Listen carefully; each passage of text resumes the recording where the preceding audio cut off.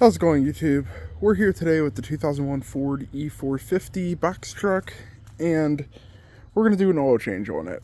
The truck doesn't have many miles, 47,000 and change, but it has been sitting for a couple of years, so before I sell this truck off to somebody and I have a couple interested parties, I would like to go ahead and do a full oil change on it.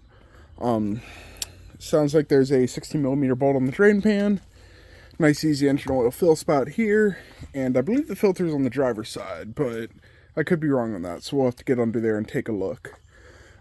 This should hopefully wrap up kind of the work that I do on this truck.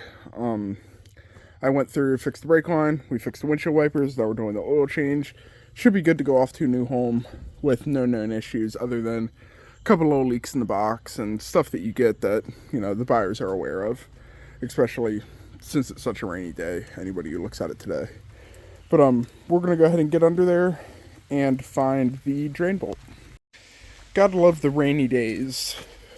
I was hoping this one would just sprinkle, but it's gonna be all day. So I went ahead and I let this drain out for about an hour or so, actually. Just making sure it had time to get everything out. The engine was started earlier, so it is a little warm. We'll go ahead and put the cap back in. And then you see the oil filter right there that we're going to pull.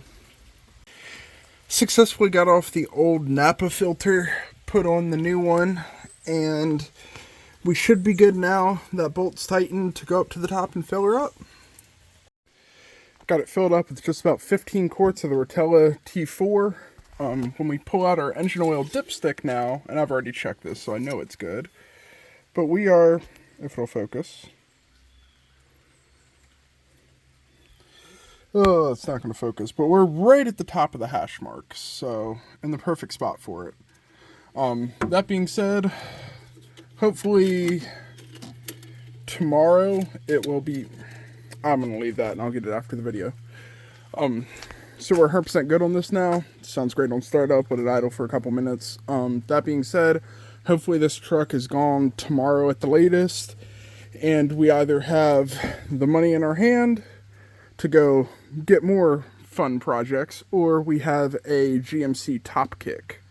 So remains to be seen, but that's kind of what we're looking at for the moment. So anyways, thanks for coming along with me.